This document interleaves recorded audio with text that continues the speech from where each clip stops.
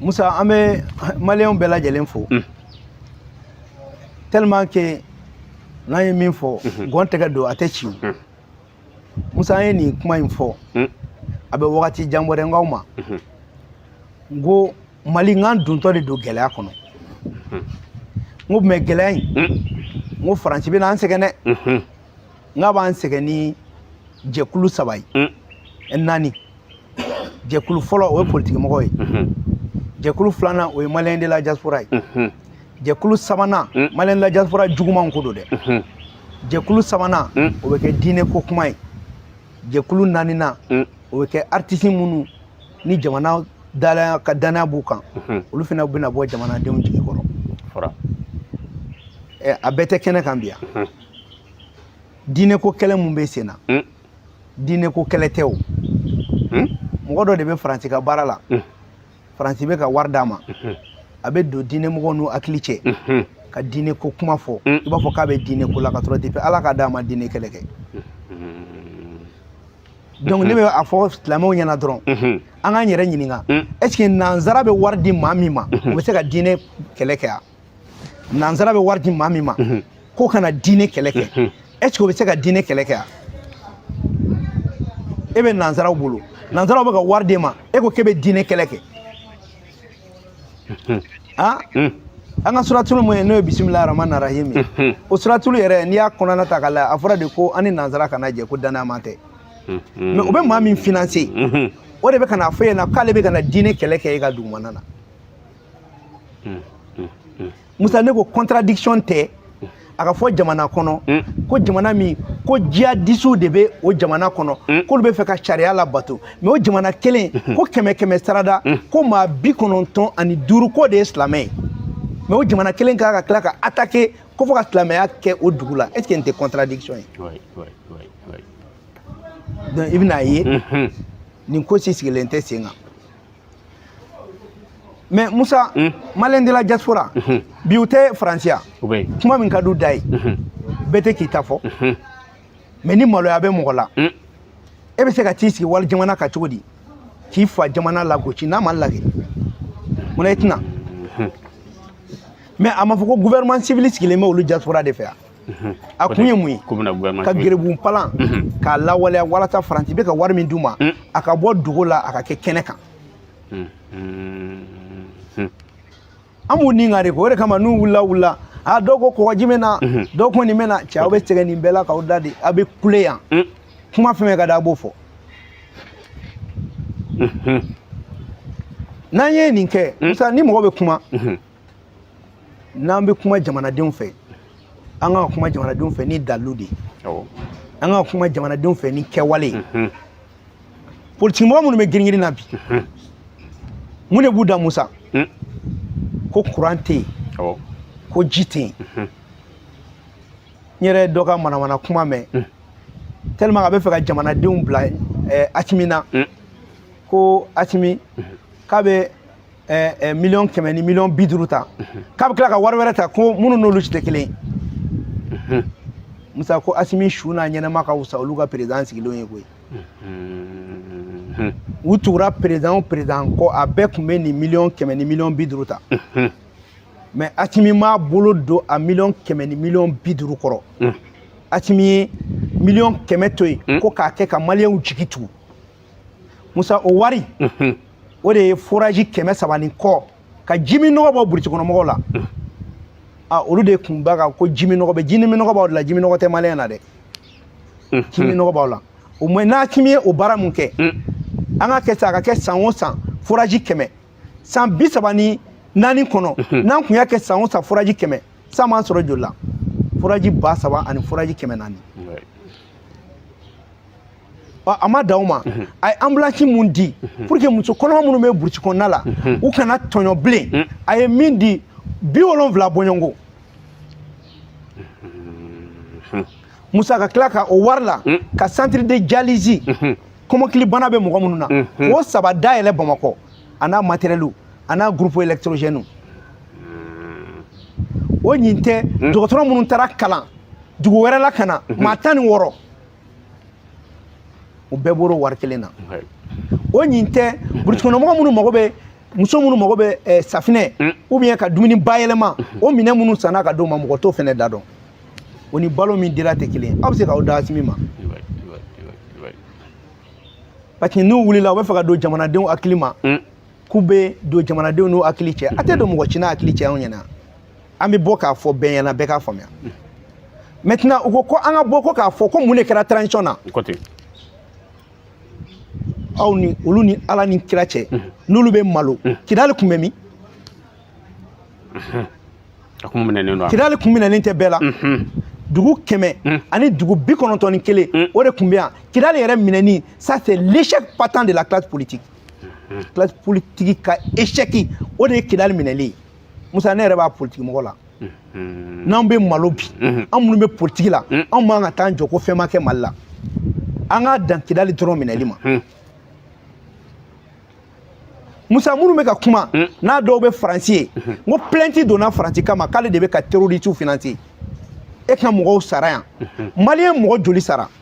mɔgɔ minnu bɛ Faransi u bɛ se k'a fɔ an ɲɛna k'u ka mɔgɔ dɔ ma sa nin fɛn in na u somɔgɔ dɔ sara o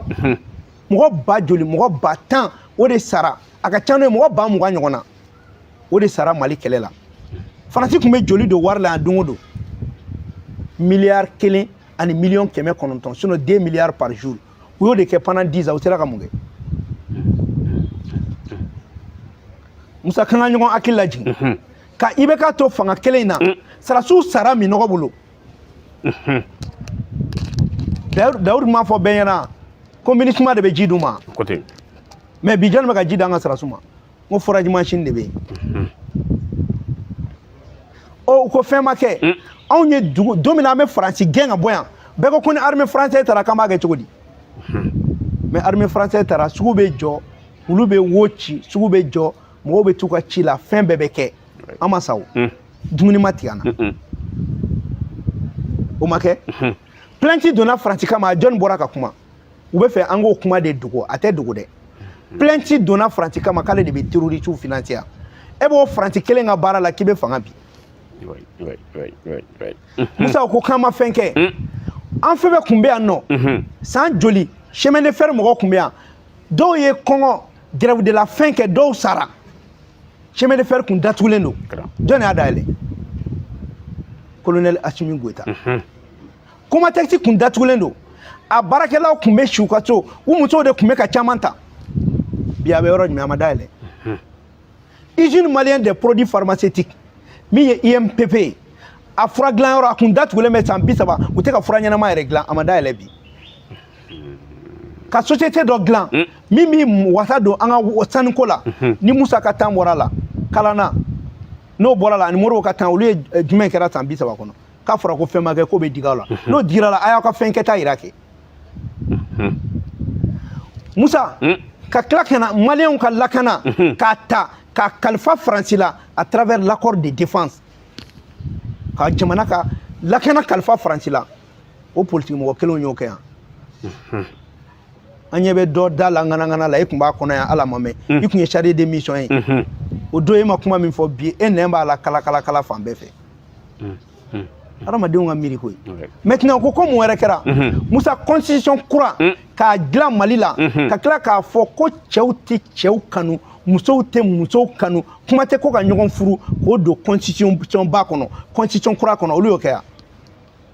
k'an ka kanw ta k'a don ba la olu y'o kɛ wa ka tila k'a sɛbɛn constitution kɔnɔ ko Mali tɛ tila tuguni olu y'o kɛ wa accord d'Alger jɔn y'a ban anw tɛ Musa jɔnni kun b'a dɔn k'an bɛ bɔ CEDEAO la anw tɛ AES créeli jɔn y'o kɛ anw tɛ ka malo banque Faransi la ka tubabuw k'a lamaloya diɲɛ bɛɛ anw de y'o kɛ olu bɛ se k'o kɛ mais e bɛ se k'o fɔ k'i to Faransi ka wari kan yan i bɛ se k'o fɔ k'i t'u ka euro kan donc k'u ka maloya dɔɔni quoi Musa kuma min na anw bɛ na fanga la Faransi kun bɛ kɛmɛ sara la Faransi kun bɛ min ta Mali ka wari la 20 ka taa bila 40 na budget national la 20 à 40% aide budgétaire n'o dɛmɛ de kun bɛ di olu ma mais anw filɛ bi dɛmɛ ti ka d'an ma mais anw ye Mali ka budget se niveau min ma olu ma deli k'o kɛ wa Musa kuma min na anw bɛ na Mali fonctionnaire bɛɛ sara a kun tɛ tɛmɛ miliyari 700 ani miliyari 50 a cayalen ba miliyari 800 mais bi an bɛ miliyari 1000 ani miliyari 50 de la mun bɛ don Mali fonctionnaire gansan na.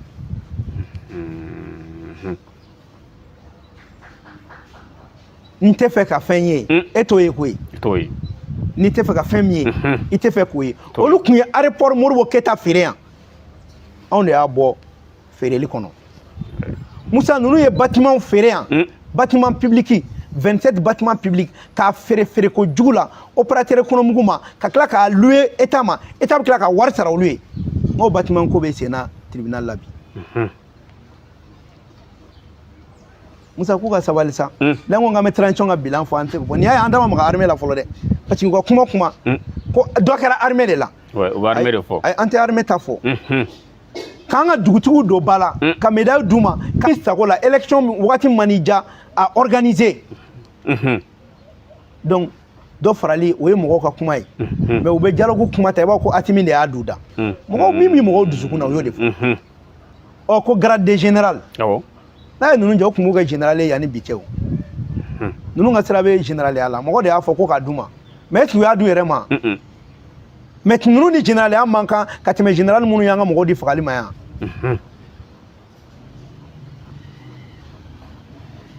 Donc o kuma ninnu bolo de ta ka don jamanadenw kan kuma minnu sigilen tɛ sen kan mais Musa ne b'a fɔ maliyɛn ɲɛna dɔrɔn c'est à dire Atimi nana ka na an bɔ diɲɛ ka jɔnya juru de la minisuma tun ye diɲɛ ka jɔnya juru de ye dugu 100 ani dugu 91 olu de tun cokolen bɛ Mali la donc Atimi y'an k'u ka nɔgɔ de bɔ an na k'an lajɛya k'an ka bɔ jɔnya la mais ne mɔgɔ min k'e tɛ bɔ jɔnya la k'i bɛ sa o la i ka problème de ye kɛ. Musa ninnu kelen de tun ye an ka sanu code minier Mali tun bɛ min perdu san o san c'est plus de 300 à 3000 milliards mais grâce à Atimi an ka sanu kɛmɛ sarada an bɛ 35 sɔrɔ ka bila an ka wagande kɔnɔ contenu local maliyɛnw bɛ 51 sɔrɔ halisa aw ko fɛn ma kɛ aw bɛ mun nɔfɛ ka tila ka OMAP anw yɛrɛ bɛ pétrole feere bi ni pétrole nana an b'a san an b'a stocké an b'a feere an b'a prix fixé Musa douane ka bila a kan minɛn kɔnɔ o ye transition ye policier ka militarisation o tɛ transition ye protection civile ka militarisation o tɛ transition ye ka zone tɛgɛ minɛ ka agence dɔ sigi n'i ye Mali ka wari suɲɛ i tɛgɛ bɛ k'a la agence pour le recouvrement des biens pour la délinquance financière an filɛ ka miliyari 91 k'a bila an ka wagande kɔnɔ ala ma mɛn kɔsa in na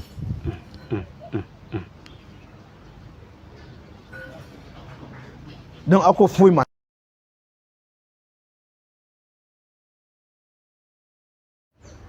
Musa anw de tun bɛ yan nɔ mais Musa bɛ min f'i ɲɛna ni baara bɛ mun nɔfɛ u bɛ fɛ de ka Mali lasegin jɔnya la Faransi ma tuguni wa o de kama Faransi tɔgɔ bɛ ka tunu olu bɛ ka taa kuranko tɛ ka ɲɛnabɔ jiko tɛ ka ɲɛnabɔ an bɛna kuranko la Musa maliyɛn bɛɛ ka kuma mun na kuranko ma ɲɛnabɔ baarakɛbaliya u ma baara de kɛ san 30 baraji de malantali bɛ yen nɔ a kuran fili bɛ tɛmɛ fili juru mun fɛ o yɛrɛ kuran bɛɛ dafalen tɛ a ye san 30 ko la a ma baara kɛ entretien barrage de Selenge a m'o kɛ barrage de Guina a m'o kɛ maintenant aw b'a dɔn kuma min na Bamakɔ population ye maa 1,000,000 ani population nana maa 4,000,000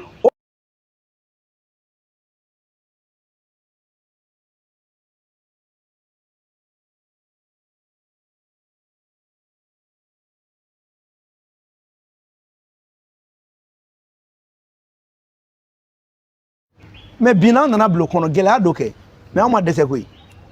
parce que kuranko in ni an ni Faransi ka kɛlɛ bɛɛ de bɛ ɲɔgɔn na mais Musa an b'a fɔ maliyɛnw ɲɛna k'u ka u hakili sigi ko ŋɔmiɲirana mɔden ko ni ala sɔnna ma kuranko a bɛ kɛ sogo ye maliyɛnw na Musa bi min bolo dalen bɛ n b'o f'u ɲɛna yɔrɔ sisan an ye rectificatif budgétaire kɛ c'est-à-dire k'a lajɛ jamana ka musaka mun kan ka tila yɔrɔ ni yɔrɔ minnu na an y'o lajɛ bi Musa jamana ka musakaw la an ye miliyari 30 fɛnɛ bɔ a la tuguni o bɛna bila kuranko la o ɲin tɛ an ye projet min ta n'a bɛna miliyari 200 ani miliyari 13 k'o fɛnɛ don kuranko la o ɲin tɛ 50 mégawatt comme baara min bɛ Sanakɔrɔba o n'o fɛnɛ tɛ kelen o ɲin tɛ projet 9 fo ka taa se projet 10 ma olu kun kan ka baara mun kɛ ka énergie min produit o fɛnɛ o bɛ sen na Musa Asimi tɔ ye min ye dɔrɔn ka fɛɛrɛ dɔ kɛ ka usine sigi Mali la min bɛ panneau solaire dilanni boloda ani min bɛ batterie dilanni boloda an kan ka t'o dɔrɔn de fɛ sisan n'an y'o fara an bolo la u bɛ Mali ka baara tɔɲa donc maliyɛnw ka faamuya k'a fɔ o kuranko kuma o nɔgɔyara Musa u dalaminɛkala o dalaminɛkala CNT ka nin budget ba in an bɛna nin kɛ tan an bɛna nin kɛ tan collectif budgétaire kɛra Maliki Diaw ani ministre bɛɛ kumana miliyari 4 bɔɲɔngo de bɔra CNT ka budget la miliyari 4 pour que jamana ka sécurité n'o min ka gɛlɛn an bɛna miliyari 100 ani miliyari 90 don o da fɛ ka taa se kuranko ma c'est pour que maliyɛnw k'a dɔn ko présidente ka budget la dɔ bɔra ministère de l'économie ka budget la à peu près 24 milliards dɔ bɔra cour constitutionnelle ta la dɔ bɔra cour suprême ta la dɔ bɔra au conseil des collectivités ta la dɔ bɔra caman ba hali média d'état égal accès dɔ bɔra bɛɛ ta la pour que k'a lajɛ maliyɛnw jigi bɛ se ka tugu cogo di kuranko la ani lakana sira fɛ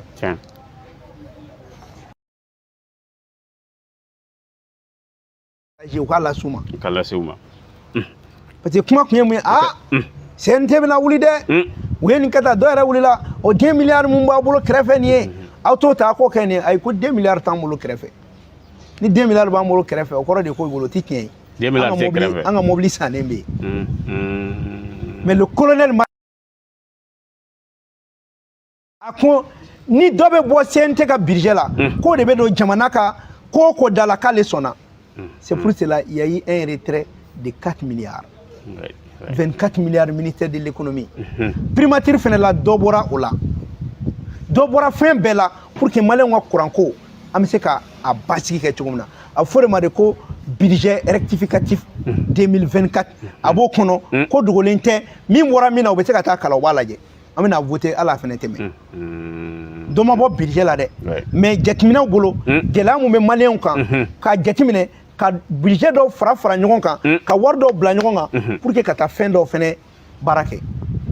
Musa kuma ma kɛ k'u ka mankanci la dɛ ayi y'anw ka président ba ka initiative de ye Asimi Goïta ale de ye ministre de l'économie wele ka premier ministre wele ka président du CNT wele an bɛ jateminɛ kɛ ka nin wari ninnu bɔ ninnu na pour que ka nin don nin na aw ko halisa k'o cɛ tɛ ka baara kɛ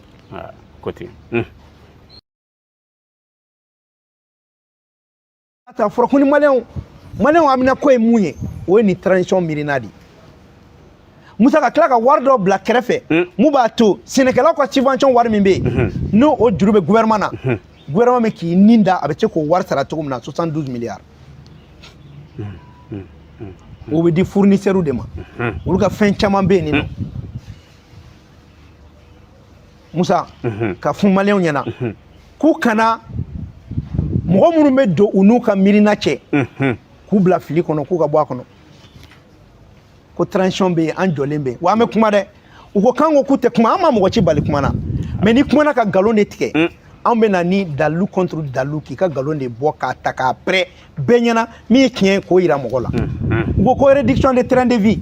transition kɔnɔ an ye train de vie réduction de train de vie kɛ san 30 kɔnɔ a bɛ taa joli la o tɛ 3000 milliards ye donc Musa ko u bɛ fɛ ka don maliyɛnw n'u hakili cɛ mais n b'a fɔ maliyɛnw ɲɛna an sera yɔrɔ dɔ de la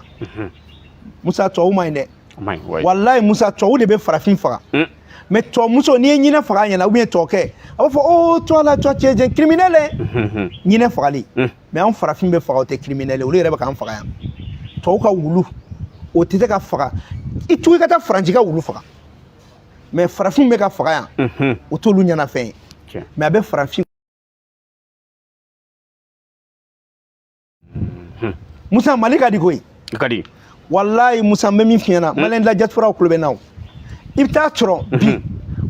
surtout États-Unis mobili kɔnɔ parce que u tɛ se ka so sara sɔrɔ a la Musa i bɛ kalan kɛ juru la so b'i bolo juru la mobili b'i bolo juru la hali dumuni u b'a kɛ juru la Musa Mali ka di dɛ mɔgɔ y'u ka wadu feere Mali la yan pour que ka u to Amérique ka se ka na Mali la gɛlɛya min bɛ yen bɛɛ b'a dɔn Musa caman b'i ba mais anw bannen don ka baara kɛ an fa jamana kan yan an ka problème ye baarakɛbaliya de ye Musa an tɛ baara de kɛ wa o baarakɛbaliya o de jora politiciens kɔrɔ ko ka politique k'u ka baara ye a fɔra de k'aw ka taa baara de kɛ politique tɛ mɔgɔ ka baara ye an bɛ ka politique kɛ n ko ne bɛ baara de la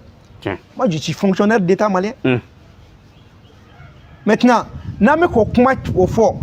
i b'u ye kuma jumɛn m'u da u b'an fa neni u b'an ba neni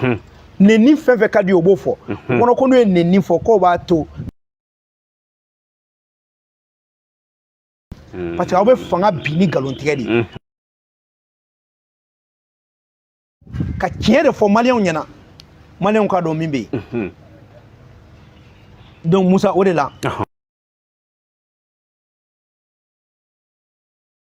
dɛmɛbagaw u k'u kɔlɔsi dɛ u bɛ ka taa juguw ka terrain kan dɛ a dɛmɛbagaw yɛrɛ transition dɛmɛbaga dɔw bɛ ka taa juguw ka terrain kan cogo di parce que aw yɛrɛ min bɛ ka transition dɛmɛ n'aw yɛrɛ kɛra sababu ye ka transition dɛmɛ ka tila ka n'a lagosi i y'a kɛ jɔnni na i y'a k'i yɛrɛ de la o e ye jɔnni kɛ kuma fila fɔla ye i yɛrɛ alors que hali n'an y'o kɛ ala k'an kisi ni transition binna e kɔnɔ k'e y'a bin u t'i to yen Musa ninnu b'an bɛɛ kɛ buteli ko b'i sauver i tɛ sauver dɛ i tɛ sauver dɛ an bɛ ka ɲɔgɔn nɛgɛn dɛ sauver cogo tɛ mɔgɔ si la fan kan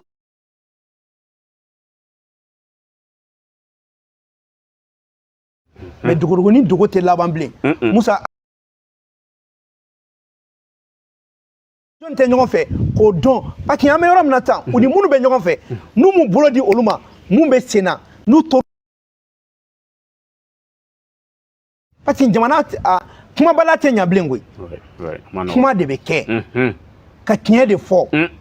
wa président a kana sɛgɛn bɔli la sanga ni wagati Asimi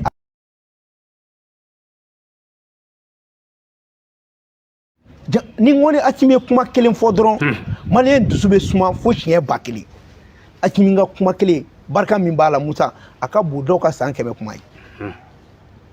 donc président ka to ka bɔ a ka laseli girimanw kɛ ka jamanadenw hakili yira ɲɔgɔn na surtout a yɛrɛ bɛ se kuma na wa a b'a fɔcogo fana ɲɛdɔn parce que kuma ko in sera yɔrɔ min Musa ko in an b'a gɛrɛma yɔrɔ de la c'est la guerre de communication stratégique wa n b'a fɔ fanga ɲɛna a k'a dɛmɛbagaw dɛmɛ parce que Faransi bɛ ka wari de bɔ ka di transition kɛlɛ Kufo ouais mɔgɔ bila i kun encourager parce que ko in sera yɔrɔ min ma Musa Asimi kɔrɔn tɛ dɛ a tɛ kɛ Asimi na ko a bɛ k'an bɛɛ de la an tɛ k'a dɛmɛ Asimi ko tɛ Mali ko de don jamana in ye anw de ta ye an fana t'a t'u bolo dɔw b'a fɔ ko an bɛɛ ta ye Mali yan n'an bɛɛ ta ye Mali yanni k'i to Faransi ye k'o fɔ na y'an kɛ na donc Musa ne bɛ fɛ dɔrɔn ka fɔ maliyɛnw ɲɛna u kana ɲinɛ u k'a bila u kungo la k'an ye kɛlɛ mun daminɛ Musa diyagoya ye nin kɛlɛ in gɛlɛya b'a kɔnɔ Musa nin kɛlɛ in hali i man ka da i yɛrɛ la kuma tɛ mɔgɔ wɛrɛ ma Musa ko in ka dun bi koyi maintenant fɛɛrɛ jumɛn b'u bolo u bɛ nkalon tigɛ k'a fɔ ko cinq colonels k'u tɛ ɲɔgɔn fɛ k'u faralen don u b'u to la ka coup d'état labɛn fɔ ko u yɛrɛ de bɛ kɛlɛ la ka sɔrɔ tiɲɛ tɛ mercenaires labɛnnen b'u bolo an b'a kalama minnu bɛ ka wari fɛnɛ di Faransi ka wari di o de y'a to ne b'a fɔ sécurité d'État ye mɔgɔ min bɛ ka wari min di ko projet jɔnni bɛ ka wari financer a source bɛ bɔ min dɔw bɛ tile fila in na k'u bɛ projet financer la u ka taa wari bɔ yɔrɔ ɲininka projet financier tɛ dɛ c'est pour déstabiliser la transition u ka taa ɲɛɲini u bɛ na ye wallahi bi ka gɛlɛn mais jamana si tɛ jɔ n'aw ma sɛgɛn Musa Chine tun bɛ jɔ tuma min na chinois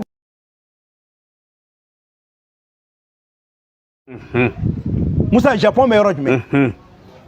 Musa général de Gaulle n'a ye Faransi jɔ gɛlɛya de kan maintenant Sarasu de ye États-Unis jɔ Sarasu de ye Ghana jɔ u bɛna fɔ an ɲɛna ko démocratie dɛ a ye fanga bila dɛ a ye élection kɛ dɛ a ye parti politique bila kɛrɛfɛ parti politique an ka bila kɛrɛfɛ o t'anw yɛrɛ nɔ yan n'an kun sera a kɛcogo la k'a ɲɛ an bɛ bila kɛrɛfɛ mais Musa k'a fɔ transition ɲɛna nin bɛɛ y'an fɛnɛ nɔ ye koyi c'est à dire i man ka dɛsɛ ka Faransi gɛn ka MINUSMA gɛn e ka sokɔnɔ ɲinɛ ka dɛsɛ o la ka bɔ ka manamanakan dɔ fɔ n ko de bɛ ka transition discréditer jamanaden min tɛ e yɛrɛ tɛ ko ye i tɛ kulu jula i t'a nɛnɛ e bɛ wuli ka manamanakan fɔ et puis an bɛ télévision sow ni radio sow to ka taa jamana minnu bɛ taa jamana lagosi o yɛrɛ bɛ kɛ télé la an bɛɛ ɲɛna télévision minnu yɛrɛ bɛ yen ne kɔtara b'u ni gouvernement cɛ caman bɛ yan mais o bɛ se ka kɛ cogo di munna i bɛ taara k'an dan anw de y'a ɲɛ yira i bɛ la mais i bɛ taara k'an dan dalu saba de b'a la parce que Burkina bɛɛ kɛra Burkina fɛ cogo min maliyɛn baden de ma kɛ Mali fɛ ten bon i bɛ i ɲɛsin fɛn dɔ ma président fana kan k'i ɲɛsin o dɔw ma a filɛ nin ye an bɛ taa juru ta ka sɔrɔ dugukolo fɛn tɛ ne b'an bolo la taxe sur les terres bâties et non bâties an bɛ se ka wariba sɔrɔ o la o kuma an bɛ taa yɔrɔ jan wa o tɛ se yɔrɔ jan sanu b'an bolo a ye taa n'o réquisitionné téléphone bɛ ci a ye 1 franc par minute de communication pour les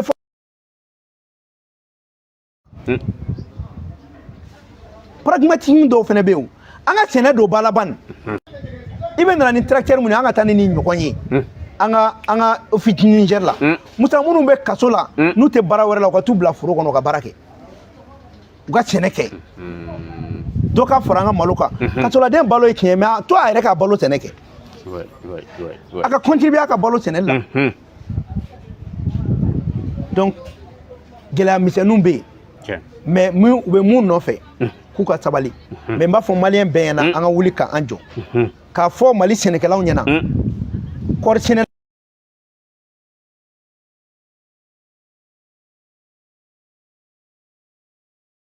walasa engrais ka di a di wagati la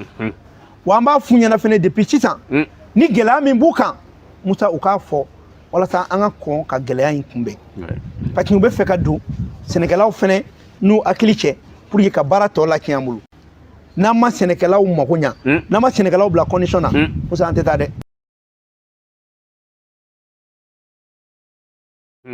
u ye wari dɔ sara sɛnɛkɛlaw mago bɛ bɛɛ k'i ta sɔrɔ donc Musa nin de ye kuma ye k'a fɔ jamana mɔgɔw ɲɛna ko diinɛ ko kɛlɛ tɛ Mali la dɔ de bɛ ka diinɛ tɔgɔ da a yɛrɛ la ka taa Faransi ka wari minɛ a bɛ transition de contre la a tɛ diinɛ ko kɛlɛ la n'i bɛ diinɛ ko kɛlɛ la constitution min ko cɛ ni musoya k'o kana daga i t'o dɛmɛ constitution min ko furu bɛ tɛmɛ cɛ ni muso dɔrɔn cɛ i t'o dɛmɛ constitution min ko jamana kana fara i t'o dɛmɛ o constitution bɛ k'e protéger pour que hali ni tubabu bɛna bi kan u kana na i ka jamana kɔnɔ k'a fɔ ko cɛw ka cɛw furu musow ka musow furu i t'o dɛmɛ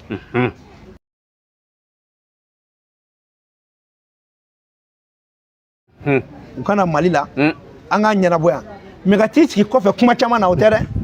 a ye na mais Musa ne b'a fɔ maliyɛn bɛɛ ɲɛna minnu bɛ k'an fa n'an ba neni k'a kana digi u la a ka bɛn u ma Musa n'i m'an fa n'an ba neni dɔ wɛrɛ la f'an bɛ ka jamana ta de kɛ an b'an ta to Ala ma wa kun bɛ k'an neni mun kɛ ko kan'u tɔɔrɔ parce que an taara bɔ jamana ko de fɛnɛ kama ɔ n'i ko k'a fɔra ko kɔgɔji bɛ na n'o de ye bolo yɛlɛ ko ye e ma yɛlɛ i yɛrɛ la i ma yɛlɛ i ka dɔnniya la karafin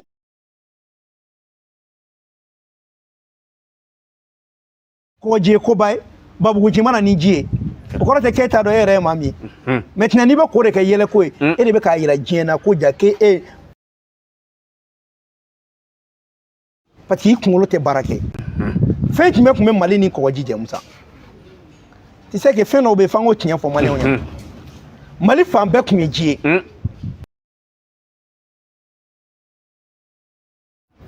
o kun bɛ empire du Mali la a kun bɛ an ka jamana kɔgɔji bɛ bɔ Sénégal Mali de kun t'a don ji min kun bɛ bɔ La Guinée Mali de t'a don depuis Mauritanie n'a kan ka bɛn Mali ma ka carte dogo maliyɛnw na pour que kɔgɔji kana bila Mali fɛ ka bɔ Saint-Louis ka na Abidjan kɛnɛba de kun don Sénégal kɔgɔji kun ye Mali dɔ de ye u y'a tigɛ de ka Mali kumaniya ma baji min kun bɛ bɔ La Guinée k'an ka batoni kun bɛ na bɛɛ ɲɛna an kun bɛ taa fɔ ko Namasa Dangani baji kun bɛ bɔ yen ka na u y'o fɛnɛ girin pewu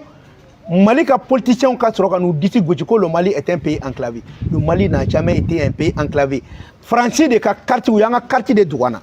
mais min fɔ maliyɛnw ɲɛna k'a bila u kunkolo la carte a bɛ président Assimi bolo dɛ président Assimi bɛ Mali ka carte dan dɔn u ye min dogo Nations Unies la a ko ɲɛdɔnnen don koyi mais a ko ti da kɛnɛ ka bɛɛ de ka bɔ a kalama o minɛna anw na a bɛna aw jɔ bi ko o kɔgɔji ye kobaya kɔgɔji bɔnnen tɛ Benin yan a tɛ fan bɛɛ yan maintenant n'o nana fɔ ko ko kɔgɔji projet a ye continuer a ka fɔ u kun bɛ ka nin kumanin de fɔ u bɛ taa fɔ kɔgɔji projet a b'u kɔnɔ ko n'u y'o fɔ ko fɔnba bɛna i da de ko kɔgɔji projet ne dalen b'a la ne ye min fɔ wa a bɛ kɛ ni Masa Rahamani sɔnna ma le Mali aura accès à la mer ni Ala Tala sɔnna ma u bɛ Ala ka baara kɔnɔ mais an bɛ baara de kɛ Musa baara de bɛ kɛ baji kun bɛ na encore depuis 1929 ils ont fait exprès ka nin bɛɛ tigɛ Mali la anw yɛrɛ fɛnɛ sigilen bɛ o fuwariya la ko an ma ani kɔgɔji man kan o kɔgɔji ko kuma bɛ fɔ a bɛ taa o kɛ ni ko wɛrɛ ye hali sini an b'a fɔ ko kɔgɔji bɛ na Musa ne ye layidu ta jamana ye ni Ala ye ɲɛmɔgɔya nɔgɔya ne de ye ko ne fɔnba de bɛ se k'a kɛ bilahi n b'a kɛ n ye n sara Masa Rahamani na wa n b'a ɲini fɛ a k'a fanga d'a ma an ka kɛ parce que ko bɛɛ bɛ Ala bolo ne b'a fɔ ko arijinɛ n k'a bɛna bɔ Mali la yan jɔnni man ka yɛrɛ kanu n'i ka jamana ye kuma tɛ yɛrɛ mun tɛ yɛrɛ wɛrɛ a tirilen bɛ baara dɔrɔn de la donc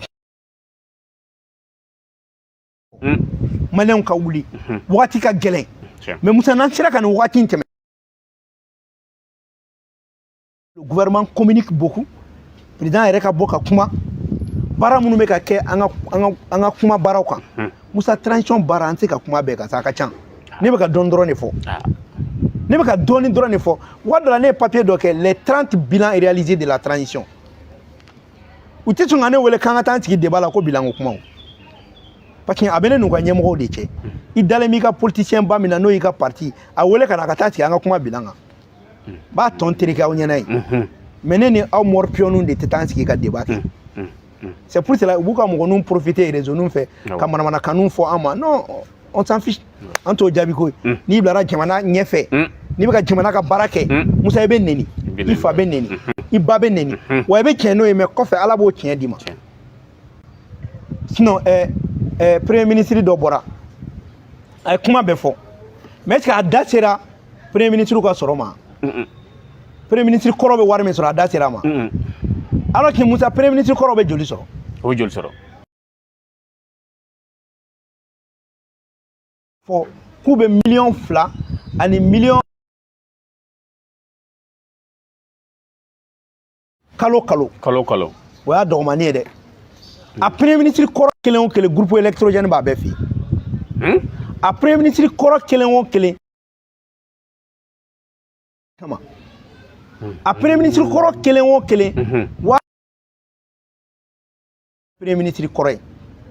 a premier ministre kɔrɔ kelen o kelen u ka tobilikɛla o sara wari b'a la 15,000 chauffeur o sara b'a la 18,000 a premier ministre kɔrɔ kelen o kelen kalo litiri 500 o de bɛ d'u ma essence litiri 500 a premier ministre kɔrɔ kelen o kelen garde corps di ne ma a premier ministre kɔrɔ kelen o kelen $1,000,000 b'u bolo kɔrɔ furakɛli kama maintenant est-ce que o da sera o ma ayi nin bɛ ka di Mali premier ministre kɔrɔ bɛɛ ma i bɛ ka yɛrɛ kungo ko ka dɔw fara kan sisan ne t'a fɔ ko n'a man kan parce que fɛn dɔw bɛ di walasa k'i bɔ ko dɔw kɔnɔ mais a ka kan jamanadenw fɛnɛ k'a dɔn jumɛn bɛ jumɛn sɔrɔ bon n'a fɔra ko nin bɛ di e premier ministre kɔrɔ ma Musa ko e bɛ tila ka taa waleya dɔ ta min bɛ jamana basigi don ba la est-ce que e ni jamana ka wari ka kan olu bala ka nin ta e bɛ ka nin ta premier ministre kɔrɔ wari ta mais o jamana kelen e tɛ ka foyi kɛ min b'o jamana dɛmɛ jamanadenw dun ka wari de bɛ ka don Musa n'i ye nin jateminɛ wari min bɛ ka d'u ma san kɔnɔ ne tun y'a calculer miliyɔn 200 ani 10 de bɛ yen sisan n'i y'a wari calculer a bɛ t'i jɔ miliyɔn 300 de la san kɔnɔ État ka budget miliyɔn 300 san kelen o san kelen san o san o de bɛ don u ka premier ministre kɔrɔ ka wari la o ye parce que dɔw bɔra a la sisan olu tanyana mais hali n'u tanyana waranin dɔ kan ka to kɔfɛ o kɔmɔgɔ ɲɛ maintenant ne m'a fɔ ko n'a mankan dɛ ne m'a fɔ k'a kana d'u ma mais ne ka kuma bɛ yɔrɔ min na est-ce que ni nin fɛnɛ e jɔda ye jumɛn ye jamana jɔ la parce que ni nin wari bɛ ka d'i ma jamana bɛ k'e lakana jamana bɛ ka sɔrɔ d'i ma e jɔyɔrɔ ye jumɛn ye o jamana jɔli la o fɛnɛ kan ka fɔ dɛ voilà donc n bɛ fɛ ka nin précision di jamanadenw fɛnɛ ka dɔn min bɛ yen pour que an bɛɛ ka jɛ information kelen na voilà o ya honorable an bɛ jɛmukan kuncɛ ni min ye o ye bi a yɛrɛ tun bɛ ambassade la ne ma fili e bɛ se ka jumɛn fɔ ale kan an b'a kuncɛ Musa an b'a ɲini Ala fɛ président ka fatuli a n'a ka ne yɛrɛ taara ni n kɔrɔkɛ honorable docteur Fuseni Ouattara an taara cahier de condoléances an taara o signer ka dugawu don kɛ ka taa su ninnu ye mais k'a fɔ gouvernement ɲɛna u k'u wasa don Iran na kosɛbɛ Musa ne ni Iran ambassadeur an ye baroba de kɛ bi Iran ambassadeur ŋaniya ɲuman camanba de b'u kɔnɔ ka ɲɛsin Mali ma ni activité an ka partenariat an taara an ka partenaire dɔ don mais Musa k'u ma gɛrɛ o la fɛn caman de b'u bolo u bɛ fɛ ka min kɛ Mali ye sɛnɛkɛ ko ta fan fɛ dɔgɔtɔrɔ ko ta fan fɛ dɔgɔtɔrɔ minɛ ko ta san fɛ hali ambassadeur tun tɛ fɛ ka ne bila ka bɔ bi mais komi Mali la samaya dɔ bɛ anw na n'an taara foli la ɲɔgɔn ma tiɲɛ wɛrɛ an bɛ kuma tɔw fɔ ani n yɛrɛ kɔrɔkɛ docteur Fuseni Ouattara a kun man d'a ye hali an ka taa tellement que Mali ka d'a ye tellement que Mali bɛ sira min kan u b'u yɛrɛ ye Mali ka sira kɔnɔ a kun Mali bɛ sira mun kan nin ye ko diɲɛ bɛɛ de bɛ Mali nɔfɛ nin na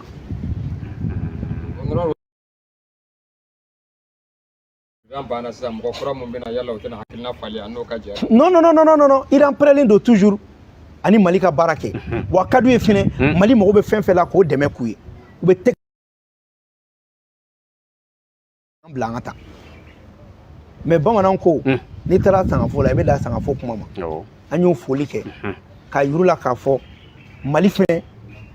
bolo di ɲɔgɔnma an b'o okumu kɔnɔna la ka yɛlɛma dɛ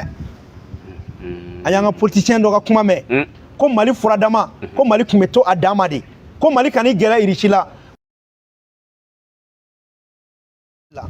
Musa nin ye jigilatigɛ kuma ye dɛ Irisi minnu ma an kɔkɔrɔ olu de kama an ye Kidali libéré k'an k'olu to yen k'an k'an jɔ dɔrɔn an kana maa si dɛmɛ o tɛ Faransi dɛmɛli ye an tɛ ni min mɔgɔ min b'an dɛmɛ an n'o bɛ ɲɔgɔn dɛmɛ de maintenant nin bɛɛ kun ye ko an k'an kɔ don Irisiw la mais nin bɛɛ la u tila ka bɔ ka taa nkalon tigɛ ko Asimi bɛ k'i kɔ don Irisiw la pour que ka malien minnu bɛ Irisiw fɛ olu ka manipulation ou bien bɛ taa mɔgɔ minnu bɛ Choguel kanu Choguel ka di maa minnu ye u bɛ taa fɔ olu ɲɛna ko ayi ko CNT bɛ ka motion de censure don Choguel kama olu fana dusu bɛ bɔ olu b'a fɔ nin ye mun ye nin ye mun ye ne b'a fɔ Choguel kanubagaw ɲɛna k'a fɔ transition kanubagaw ɲɛna CNT ma motion de censure foyi ta ko Choguel kama cɛ Maliki Jaw baara ka ca o ma sa c'est-à-dire kuma o kuma o bɛ nkalon de censure bɛ kɛ CNT la a tɛ tɛmɛ ne fɔnba kan a balawu ko ninnu i b'a sɔrɔ ne de bɛ wuli n'a ye maintenant o tɛ yen nɔ mɔgɔ si tɛ CNT la min bɛ k'a fɔ ko hali k'a fɔ k'a ye premier ministre k'a ye nin k'a la CNT mana ni premier ministre ye président de y'a ta maintenant mun abata galonda CNT la pour que ko fene mangoya wala no fora chogal kan mo munu me chogal kanu o ba fo u bina motion de censure do ante CNT fait o fu me CNT la gochi bo abeke transition ere munu me ka nyogon deme ulu ere be nyogon ni bo musa mo ro de fene be ni jula mi ba ken na fo ka be chogal fait ka to ate chogal fait mais abeka chogal turon abta kuma do fo ka bedo kodo nyogona transition mana ke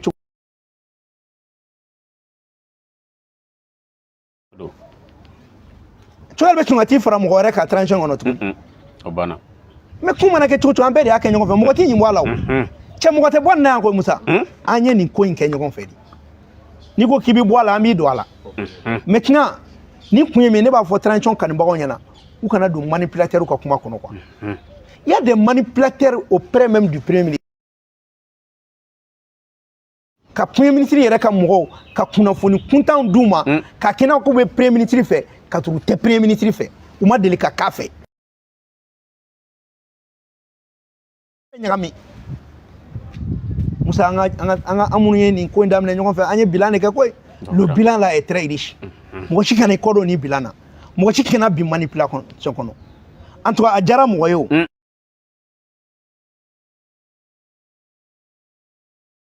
ango ku na ko bananku anko bananku o jariye o yikunwe o majaye o yikunwe wa oye anwa conviction di itise ko boy na fera min fo anyana amta krefe ka fo anyana président amefe ka keta maintenant nabi mo min kono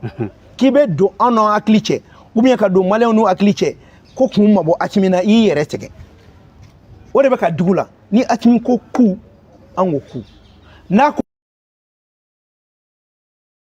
parce que an bebe kele kelen de la atimin jera ka nindi sarasu be jera ku nindi bebe kele kelen de la donc an be to kele kelen de kono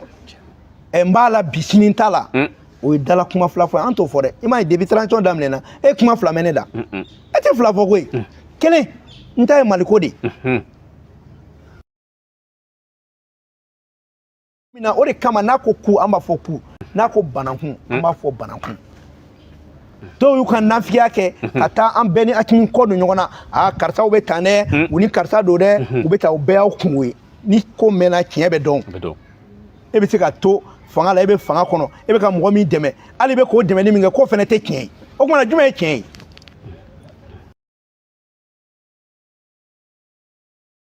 mutane be mun fo bena munun be kan ne ku kanu yere sekesa ko ne be malika juru sara de la c'est-à-dire ne te fere no fe jamana bolo bilenwe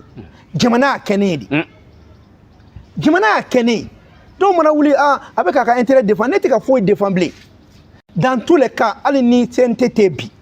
Fomba a été quand même le président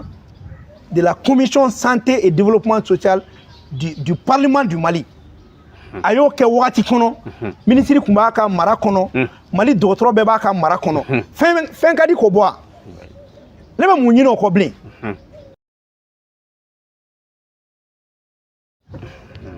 anga jamana ye ani façon nyemo ye dana mun dankan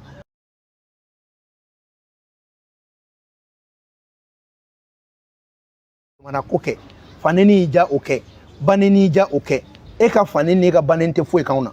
autant balika do kan fawnye etan balika do kan bawye mais Musa niya me mo bi ko ibu nyedi maintenant me min fo malen be ka famia anyi TNT wasadewi anti jama anti waso wa anti sekola masara mande bi sekola mais ambe jamana de onde kama wamba nyini malen befe Musa ko na CNT toy ayerema CNT de malen kuna kungonya na boroi CNT de malen nyeji cheroi yana ko CNT dogade problème mbaw de la aytana ban ni mu ma se ka nyana bo ako kumake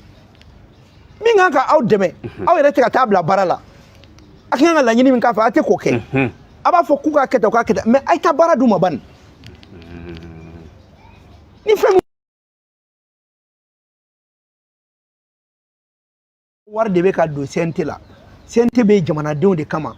ante fusa jamana de uma ambe jamana de onde ka barala wani jamana de ngwa mun ka duye Musa amo de fene kede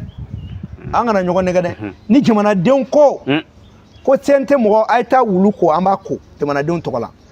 mais ante ta ke faso de njigo kon tokola ni jamana de ko CNT mo ayta ma clé ko na memu ke ka kuma ni to ni che dialogue yoro mo ka fomia dialogue règlement intérieur a fora dialogue mo nyana de ay kimana de to enu ye mun fo aya sebe ouais c'est vrai fin no yera kono o mandi jamana de mais o ti teme o te la wale o mais akoro te fene ko fefe fora dialogue la ko akimi mina so ma fene de nga fene be la jere ka jetim neke a fora ko dialogue ko ali mo ko ka akimi ko ka fleni bira kunkolo la ka fleni bira kunkolo la ubo sebe ko fleni bira kunkolo la na fora ko akimi korota wo fo ka ko mo ko nana de ungani ade ko akimi nga ke candidat ungani ade fo ungani ade ko ka general Jaladi Muma ungani ade fo unana ko ka fo ekelenwa ani emi mana ikunode do maintenant naire depuis constitution imana ima so constitution transition foi ema so e bané dialogue la mo bo jatia bo afole ko kuma be ke befe abe bolle nunu wono ko olu de nyimbala o nyintala de munu bolle no kuma te ka ofere olu tala wa musa me malen be akila te gouvernement dini on sigi to de gato kla gouvernement te mo ko cité wele ko gouvernement do be na sigi ko ka be dani do ala pour que ka jamana ke kato gla o te de munu bo kuma na ko ka bo kono maintenant mali ko kuma de be wa mbo de gelala ko be minde na ngongo ko be kan o galoy aramaden ko de do mais transition ka laje alsa mo munu yi mo nyenema wi mo munu nu be nyogon fe u ka u gero yerla u ka communication nyenema ke parce que folo la transition on de kume nunu kan mais na sisa ame kan tigide ni nunu bido ameta égaliser o maga malika équipe nationale koroya ante bido ni mi ado kuma na ameta égaliser maintenant anto la de amba marquer de 600 malika équipe nationale koroya mais amode tak amba doni ka don donc un politicien munu me nyogona ils veulent prendre le dessus mais avec de la manipulation politique ka kuma do jamana deun aklila ko galon tike no mena dron jamana deun yere ba fo ka don mais ngo kuma tra fo ka ta micro trottoir tigi ko CNT milliard fla ka obulu ka nga do mobili la wa ka nga do muna dora o wakati teni de milliard fla ka kena ko milliard fla bla le CNT ko ka galon tike dron ka malien bo waklika ka tun mobili CNT mobili mumbe musa mobili ne ka mobili te ka kilomètre 10 drubul ouais mobili shit se ka boli anta to segu era ne de kundo CNT mobili amabla o mana na bo makwa antara ndo fine la ni tunga na ka warga dola an ka mobili weraw de 100 munu daka noko et puis amako ka di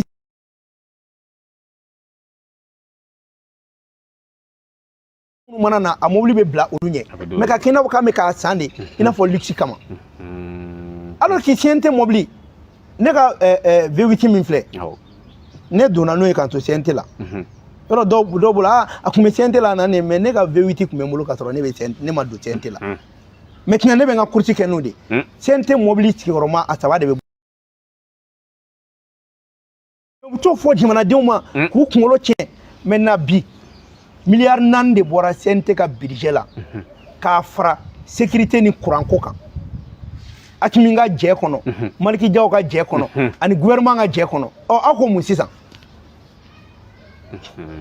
uto fene commenter to kumo kan maintenant document be ko ta laje